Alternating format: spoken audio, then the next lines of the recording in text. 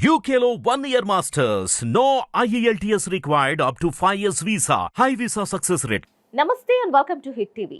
BRS అధినేత కేసీఆర్ కు సంబంధించిన ఒక ఆసక్తికరమైన అంశం ఇప్పుడు హాట్ టాపిక్ గా మారింది. 10 ఏళ్లు తిరుగులేని అధికారంలో ఉండి ఇప్పుడు అధికారం కోల్పోయిన కేసీఆర్ కుటుంబానికి ఇంటి కష్టం అదే పనిగా వెంటాడడం ఆశ్చర్యానికి గురి చేస్తోంది. ఇదే విషయం సోషల్ మీడియాలోనూ ఆసక్తికర చర్చగా మారింది. కేసీఆర్ కు హైదరాబాద్ లోని నందినగర్ లో సొంతిల్లు ఉంది. అయితే ముఖ్యమంత్రిగా ఉన్న సమయంలో ప్రగతి భవన్ ను నిర్మించుకొని అందులో కూడా కాలం గడిపారు. 10 ఏళ్లు అధికారంలో ఉన్నంత వరకు ఇంటి సమస్య ఎదురు కాలేదు. ఎప్పుడైతే ఆయన చేతి నుంచి అధికారం చేజారిందో ఇంటి సమస్య తెగ ఇబ్బంది పెడుతోంది.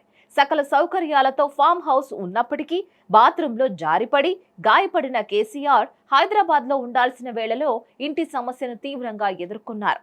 మరి ఈ సందర్భంలో తాను నిర్మించిన కొత్త ఇంటిని తీసుకోవాలంటూ అప్పటి BRS MLA Danam Nagender offer ఇవ్వడం, ఆ తర్వాత అది కాస్త ఆగడం తెలిసిందే. తర్వాతి కాలంలో దానం నాగేందర్ కాంగ్రెస్ లో చేరారు. కేసీఆర్ సంగతి కాసేపు పక్కన పెడితే మరోవైపు ఆయన కుమార్తె కవిత కొత్త ఇంటిని తన అభిరుచికి తగ్గట్టు నిర్మించుకున్నారు.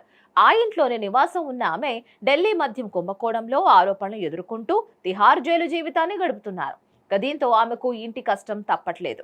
ఇక కేటీఆర్ విషయానికి వస్తే నగర శివారులోని జాన్వాడలో ఉంటున్న ఫామ్ హౌస్ ఎప్పుడు వివాదంగా మారింది.